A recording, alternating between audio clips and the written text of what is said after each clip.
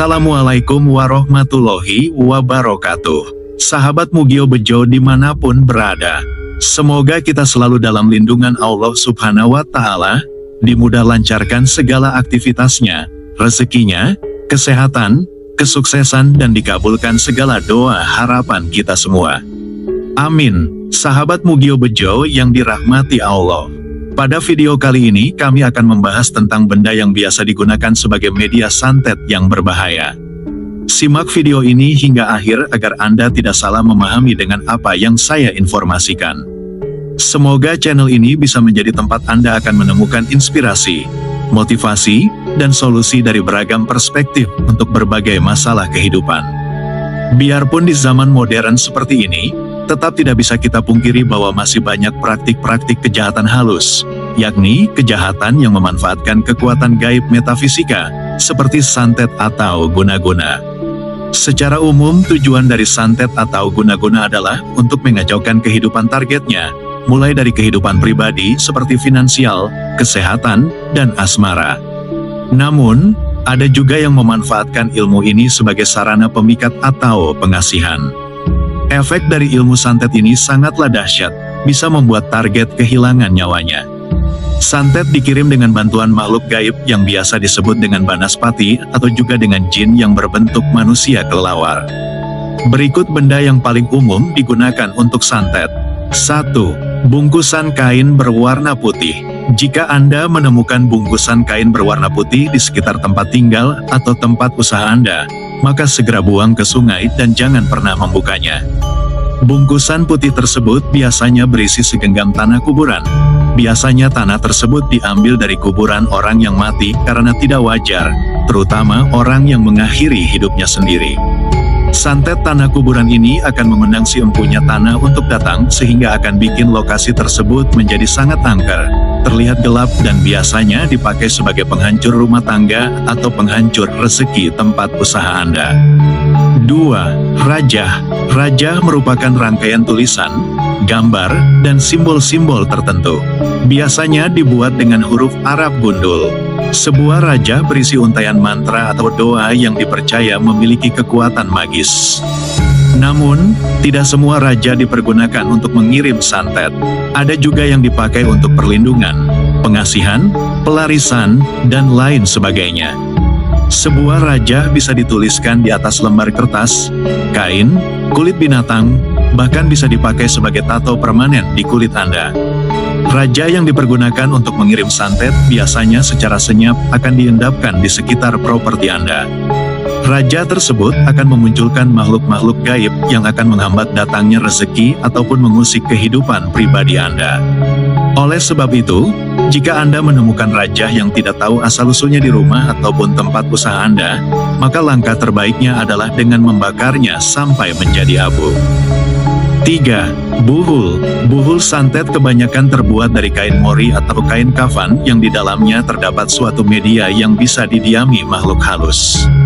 Makhluk halus tersebut disuruh untuk mencelakai orang atau pihak tertentu. Buhul santet bisa berisi tanah kuburan, rajah, bangkai binatang, dan lain sebagainya. Kemudian, setelah benda-benda tersebut diritualkan, lalu diletakkan di atas selembar kain dan diikat menggunakan tali pocong atau bisa juga dengan rambut.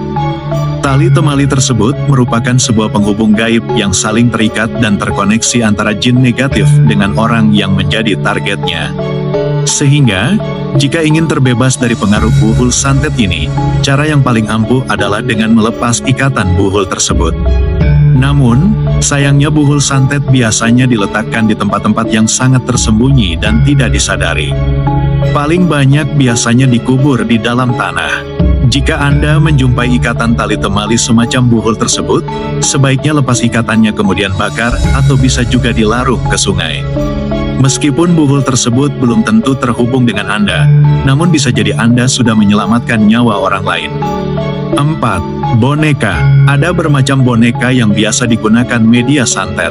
Boneka tersebut ada yang berbentuk seperti pocong berukuran kecil, ada yang terbuat dari karung goni yang berisikan tulang, dan ada yang terbuat dari jerami kering.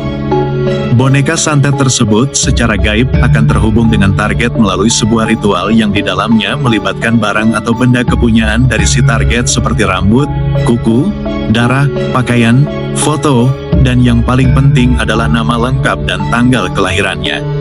Setelah boneka santet terkoneksi dengan target, maka apapun yang akan dilakukan terhadap boneka tersebut akan berimbas langsung kepada orang yang menjadi target. Hal tersebut akan membuat target menderita sakit yang tidak terdeteksi secara medis. Biasanya, setelah ditusuk dengan berbagai jarum, boneka ini kemudian akan dibuang di tempat yang sulit dijangkau seperti di hutan atau di gua. Namun, ada juga yang membuang boneka santet ini di sekitar rumah target. Tujuannya adalah selain untuk menyerang fisik juga akan menjatuhkan mental korbannya. Jika mentalnya semakin lemah, maka akan sangat mudah untuk dipengaruhi santet. 5. Beras kuning. Sebenarnya, beras ini banyak dipakai dalam pelaksanaan ritual positif tertentu. Contohnya, seperti ritual sedekah bumi. Beras kuning sudah didayagunakan leluhur kita sejak zaman dulu untuk mendatangkan kekuatan magis tertentu. Beras kuning akan menjadi media santet yang ampuh setelah beras tersebut dicampur dengan minyak misik dan dibacakan mantra negatif tertentu. Ada pula yang menambahkan uang koin di dalamnya. Beras kuning santet yang ditabur di sekitar rumah atau toko Anda adalah sebagai tanda lokasi di mana jin negatif akan hadir dan melakukan tugasnya. Ciri khas orang yang terkena santet beras kuning ini adalah dari tubuhnya akan keluar benda-benda asing yang tidak masuk akal, misalnya paku, rambut, kawat, dan lain-lain. Apabila Anda menemukan beras kuning di sekitar rumah atau tempat usaha Anda, maka sebisa mungkin kumpulkan dan buang ke sungai.